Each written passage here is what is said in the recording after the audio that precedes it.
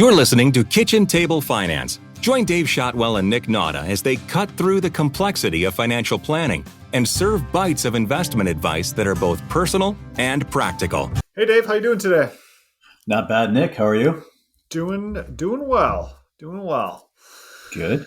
Excited to continue our SRB Strategic Reliable Blueprint Process series, going into the next phase, the fourth phase, which is the obstacles meeting.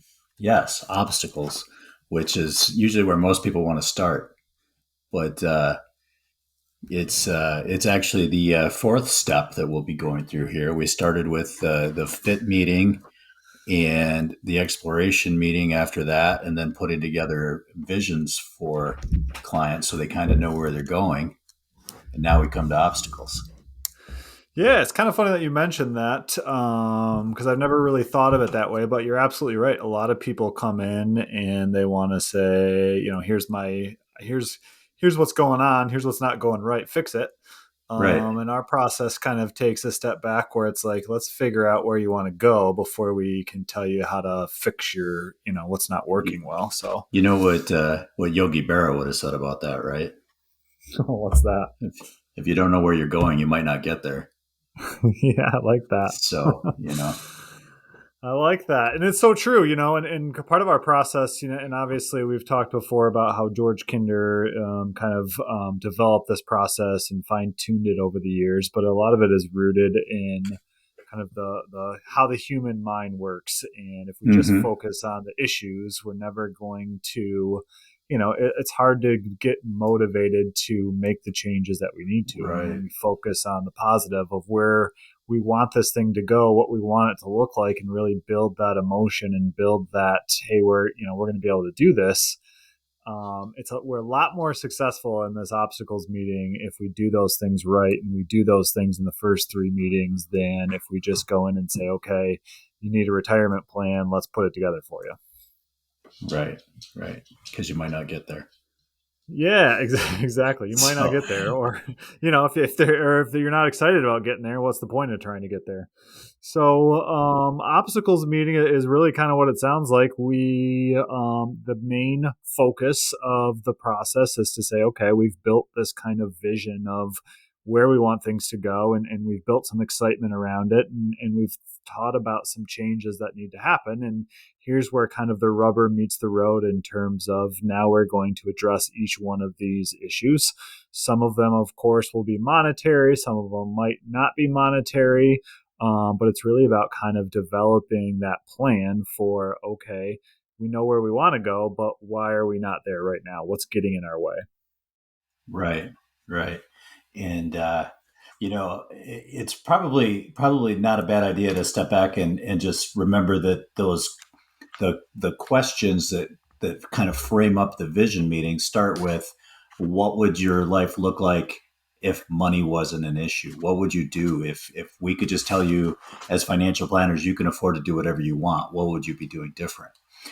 And so most people, it's like these obstacles that we're dealing with here in the second phase are like that brick wall that they can't see over or around to actually get that vision mapped out. And so, I like to put it as like, let us figure out what the possibilities are. We're looking at that stuff in the background, but you got to tell us where you want to be first. Yeah, absolutely. And that's, part of the process is that's where your focus should be, is on where you want it to be. And we've talked about this a little bit before in some of the previous podcasts on the series, but it's human nature to kind of doubt yourself. It's human nature to be like, well, I can't do that. I can't, I can't, make that change. So I'm not even going to think about it. And, this process is really about kind of breaking that down. And that's why it's so important too, to work with someone that can help you with that, because if you are left to your own devices, most of the times you're not going to make those changes, right. Or at least not as quickly as you would if you had someone helping you. And I think we've talked about this before as well, but a perfect example of, there was changes that I wanted to make, and it probably took me 4 or 5 years to do those things. And, in working with a financial planner, was able to identify and make changes a lot quicker. And so it just kind of true to the process and working with someone. Interestingly enough, a lot of things that come up in this, if you're, following through, is that, that ought to category that we talked about in vision when we were doing the kind of the map of the Heart's Core grid. The ought to, and a lot of that's the stuff that, you think you ought to do. At least society says you should do it in a lot of ways. And a lot of that stuff that you can really outsource. And one of the big things that always comes up in these obstacles meetings is usually time, right? There's never enough time. We all have the same amount of time. And so, what are we doing? What are some ways that we can figure out having more time and outsourcing some of those things like, that you don't enjoy doing that you think you should. One of my personal ones is I think I should have a nice lawn. I don't know why. Your neighbors tell you that, Nick. Yeah, because my neighbor has a nice lawn. Exactly. That's why I should have a nice lawn. Everybody in my neighborhood. That's why I live in the woods. Yes. Yeah. So, but should I be outsourcing something like that because I really don't want to be out there mowing my lawn because I derive no pleasure from it. And so it's really about figuring out what those things are. But the interesting thing too is everybody comes to us because they think we have answers. And believe me, we always have a lot of answers. But what's interesting is the best solutions to the obstacles usually come from our clients. And there's a couple of reasons for that. Not that they're smarter for us, but then they're more, financially in tune. But a lot of times it's because they are living in their life every day. And so they know what works best for them, number one, but also number two, whatever solutions they come up with, they're much more likely to carry out and be successful than something that I might recommend to them. And so part of this process and part of the homework from that vision meeting is, just think about and really, live with that vision. But then in the obstacles meeting, it's kind of like, think about what's possibly getting in your way and how we can solve that. And so, we have come up with I've had clients come up with some really creative things that we're able to help them carry out. It's, like partial retirements or, starting a business and working longer as opposed to continuing to work in a job that you hate, things like that come up. And our role is to kind of help facilitate that. Right. And, how many times over the years, you'll talk to somebody who's dead set on retiring in 18 months or, they've got some number in their head that they just need to be done. And when you start parsing it out a little bit and start talking about what partial retirement might look like, or even a late career change that may mean less money, but not having to be done right away, and what a difference that makes. And sometimes it's just a matter of being able to say, yes, you probably could retire in 18 months, and some of that stress goes away. So, but having that clear vision of what's important helps put those ideas in context. Like it makes no sense to talk to somebody about partial retirement if they've never thought about what that might look like or what that might mean for them. Yeah, absolutely. And one of the interesting things, I don't know if this has happened to you before, Dave, but I've had a lot of clients who, we did all the planning. We figured out, hey, you could retire tomorrow if you wanted to. A lot of their job satisfaction usually goes up just with the knowledge that they could walk away at any time. And then, then all of a sudden working's not so bad because that at any point in time you could just pick up and leave. And so, they end up working for a couple more years when they were ready to, to be done, just because they know that they can walk out at any time. So it kind of changes the dynamic. Yep. So it's a different psychology then. Yeah, absolutely. A whole different feeling. So kind of how we work through these obstacles is we're really trying to define what it is that's getting in your way, how you are going to overcome that obstacle. So, how are you going to do this? And then we really try to pin people on when they're going to do it. and who's going to be their accountability partner. Because, if you think back to, and we did a podcast on change for good, that's kind of the dynamics of how people make changes, is making sure you're intentional about them, but also, set some goals as far as when, but also have an accountability partner that can help you with that. So if one of your goals is to get healthy, figure out, okay, you're going to walk 3 days a week. When are you going to start that? You're going to start next week. And who's going to be your accountability partner to hold your feet to the fire in case you don't do that? Those are really good steps in kind of how we create change and how we do things differently. And that's really important in this process as well. Yeah. Yeah. That's a big part of the role we end up playing, is that accountability. Kind of you end up being the money equivalent of the personal trainer. Yeah, absolutely. And there's definitely, to your point, there's definitely things that we can do as advisors to be your accountability partner, but there's other things that you probably want somebody else for. And so making sure you have that kind of pool. And one thing that I will warn our listeners that are thinking about doing some of this stuff on their own is, not a good accountability partner is your spouse. No. Yeah. Yeah. So just be careful about, who you're choosing and, but because accountability partners are important, but there are some not so great accountability partners. Right. Right. And that's just good relationship advice in general. Don't put that on your spouse. Right. Exactly. Never ends well. Yeah. What are, list off maybe some typical obstacles that we see come up in this situation? Yeah, so I think a big one is always around, like we talked about before, work and how much longer you're going to work, and your satisfaction out of work. There's plenty of studies out there about, job career satisfaction, and in the United States, as I'm sure most of our listeners are not surprised about, those numbers are not very great when it comes down to how satisfied people are with their current careers or jobs. And so that's always a big one, right? And kind of what we alluded to before, I love when people, people come to us typically in terms of like looking at retirement. And I have yet to meet anyone that wanted to retire because they love their job, right? Those people don't retire. They continue to work in some way, shape, or form. Now, they might not work as much as they were, but they're always going to kind of have their feet in the game in some way, shape, or form.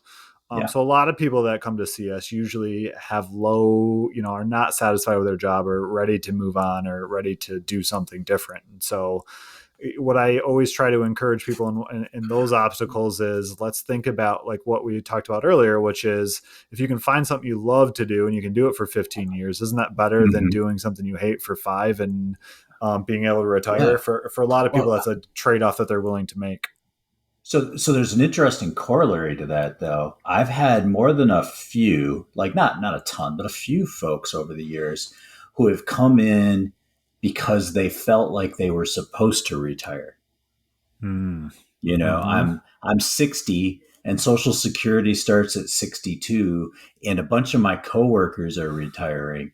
But then you talk to them and they're like not dissatisfied with their job. They don't have any burning desire to be on the golf course 4 days a week, and you start distilling it down, and their vision isn't really about retiring. It's more that they feel they've reached this age milestone and they should retire, which a lot of times opens up some interesting possibilities with, what they could be doing. That they're not dissatisfied with what they're doing at work, but maybe, quantifying how much longer, do they have the financial ability to not work if that was what they wanted? But then, if you do retire, or when you do, what would be the impetus to it? Absolutely. And I think that's so true. And it rings true for a lot of people as well. As an industry as a whole, the financial industry does it, the marketing machine that is the financial services industry loves telling people that they, have to retire at 65 or whatever the age is. and people kind of buy into that because why everybody else is doing it. And, why 65 or I guess 66, 67 now? Well, that's when you can get full Social Security. So that must be when I retire, right? Right. Just like arbitrary ages that really Yeah. have nothing to do with, the reality of the world Yeah. that we're in right now. And so you're absolutely right. A lot of people, we have a lot of clients who continue to work, that enjoy their work, and they shouldn't retire. Why should they? And Yeah. then also, and part of helping them is figuring out, and one of the homework exercises that we do from the obstacles meeting is the ideal day, week, and year, right? So what's your ideal day look like? What does your ideal week look like? And what does your ideal year look like? And what does the current day, week, and year look like? And what are the differences between what you want it to look like and what it currently looks like? And for those people that enjoy their job, that's, part of their ideal day and a part of their ideal week. And so, why are we changing that if that's where you want to be, if that's what you want to be doing? And that's Right. speaks to how important this process is, because if we just jumped in and tried to just solve for, hey, you should be retiring and this is how you can do it, we totally just missed the boat on the importance of, in your vision, you want to keep working. That's what's important to you, Right. right? We just completely missed that because we were too busy trying to solve your problem as opposed to figuring out what you actually wanted. Yeah. There's a whole, Mitch Anthony did some great writing around the arbitrary way retirement's been sold to us. I think that's a whole podcast topic we should hit at some point, because I think it does dovetail with the whole idea of having a vision and a purpose to what you're doing, instead of just mandated dates and ages that we've just grown accustomed to. So we'll have to put a pin in that and come back to it. Yeah, absolutely. And one of my favorite things about thinking about Mitch Anthony and the work that he did with retirement is, we spend years of our lives, a chunk of our money saving for retirement, but we probably as a society spend about 5 minutes thinking about what we're going to do when we get to that point that we've been saving all this money for, right? Yeah. So we'll definitely have to come back to that. I think that's a great topic. Yeah, it does. It kind of fits. plays into the obstacles. Yeah, absolutely. So we'll have to pull out our copies of the New Retirement Mentality and brush up on it and have an hour dedicated to that probably soon. For sure. Good. On some levels, there's only so many levers you can pull in retirement planning, right? There's when you retire, there's how much you need to spend and how much you can save in the meantime, right? Right. And so at a certain level, that's what the obstacles boil down to, is how you play with those variables. But then you start bringing in that time component and that value component, and sorting out what moving those different levers really means to you. Yeah, exactly. And so part of the second half of that obstacles meeting, once we kind of get through what's getting in your way, is we actually jump into the financial planning software and we start thinking about goals in terms of, this is what your vision is, and here's how we kind of map it all out. And we're putting dollar amounts to those things so that we can see now, once we start putting the plan together, once we start getting the strategies, this is where the goals come out, and this is how it looks when we start to move those things around based on that discussion. And so that's and that's kind of a tee off into the strategies meeting, but that's the importance behind it is we've spent, basically 3 meetings and several hours thinking about this. And now we have a great picture of how we want that to look in our financial planning software. So we're solving for the outcomes that are most meaningful to our clients. Yeah. I think it's also important to note that sometimes the obstacles in some respects can be insurmountable, like in a literal sense of, hey, I want to retire at 50 and travel the world. And I've only, I'm 45 and I've only done this retirement savings so far. I mean, we can't, just because we map out the vision and can pull these levers doesn't mean we can make it work, right? So part of that obstacles reconciliation is then saying, okay, but what could a phased in version of this look like? Or how can we capture the essence of what you want to do in your vision with the resources that you have. Yeah, absolutely. And, not every, we like to think that we're great at what we do, Dave, but we can't, we can't make Well, wine out of water, right?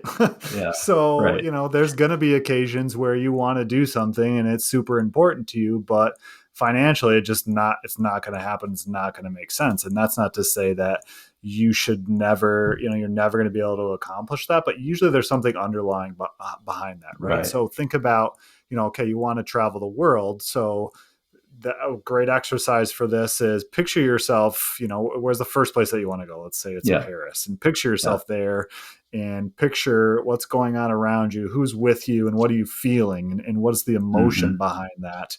Because Hmm. that, depending on what it is, maybe it's just spending time with your family, the people that you love. And maybe, all of a sudden it's not necessarily about traveling the world Yes. per se. It's more about those connections. So how do we replicate that? Because that's really what you're Yeah. after, right? It's not It, necessarily being a world traveler. right. And that can mean different. Like for some people, extended vacations might do Right. it. For others, maybe it's what kind of career path could we set up where you could be an expat for a few years, Yeah, or absolutely. what job would you be qualified for that you could work remotely for a few years, or how, or if you're not qualified for something like that, what would you have to do to become qualified? Is there a class Yeah, you can take? Is there a certification you can get? And absolutely. I'm not being specific here, but a lot of times it's not just about the literal vision. It's about coming up with that middle ground that might work and create that same effect. Absolutely. And I'm a huge fan of telling people to, go home and just throw it up to the universe. Right. And so it's Hmm. kind of this theory of, if you bought a new car, for example, and then you're driving down the Hmm. road and all of a sudden you see that car everywhere. And the reality of the Hmm. situation is that car has always been there. You just haven't focused in on it. Right. And so it's Hmm. that same thought process of, there's probably some solutions that you can come up with if you just don't like focus on it Yeah. in your subconscious, as opposed to, trying to think it through. And those solutions will kind of come to you because all of a sudden you've thrown it up to the universe, and all of a sudden things start to become clear that you never thought were there before. And I'm a big Hmm. fan of that. And I think that it has helped a lot of people to just, throw it up to the universe and see what kind of solutions you can come up with, because there's usually an answer, and you usually have it somewhere in your subconscious if you just let it come out. Yeah. I like it. I like it. So, from identifying the obstacles and looking for ways around them and kind of recreating the vision to fit that, then we start coming up with real solutions. Yeah, and so part of what goes on between the lines of the meetings, between our exploration meeting and between our strategies meeting, which is the next meeting that we'll have, we Hmm. have our organization. So behind the scenes, we're getting people organized. So we're going to do a podcast, and the next podcast in the series will be about that organization, why it's so important, what it looks like, what you should be doing. So our paraplanner extraordinaire, Amy, kind of covers that piece for us, and she's working with clients Yeah. to get the things that they need and get organized, so that we're ready for that solutions meeting. So look forward to that, and hearing from Yeah. Amy and the next iteration of the next step in the process, because that's super important too and super helpful for people. Yes. So I'm excited Yeah. about that one. Yeah. And she's very good at that. So I look forward to getting her on here and getting her talking. It'll be good. Absolutely. Should be great. And so hopefully you're enjoying the series. And hopefully, if you're just joining us, go back and listen to the first couple steps in the process. And then, we will get into organization in the next one. And we will continue on. And pretty soon here, we'll have a full plan built with implementation steps and everything. So we are moving along. Excellent. All right. And it's been fun as always. And we'll get that one in the can next week. Sounds good. Always a pleasure, Dave. All right. Take it easy, Nick.